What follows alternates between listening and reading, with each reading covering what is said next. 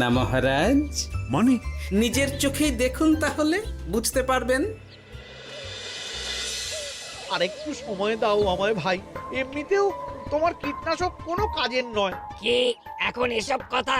আর একদিনও সময় দিতে পারছি না। একটু বোঝো, একটু। সব আমি মহারাজের পুকুরের জলে মিশিয়ে দিয়েছি। মন্ত্রী, তুমি তাহলে সেই কালো ছায়া?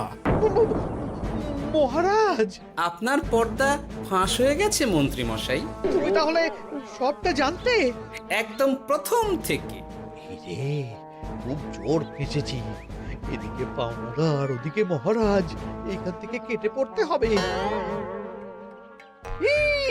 গন্ডগোল করে আবার পালানো হচ্ছে তবে রে। বলো, কেন করেছিলে? মহারাজ, আমি ভেবেছিলাম আপনার সব চুল উঠে গেলে আমি আপনার কাছ থেকে চুল গজানোর ওষুধ দেওয়ার নামে অনেক টাকা লুটবো। কিন্তু সেই ভাবনা ভাবনাই থেকে গেল, সেগুড়ে যে বালি হয়ে গেল। ভাবা যায় চুলের জন্য চুলোচুলি, হ্যাঁ? হাসির রাজা, জ্ঞানের রাজা, রসিক রাজা।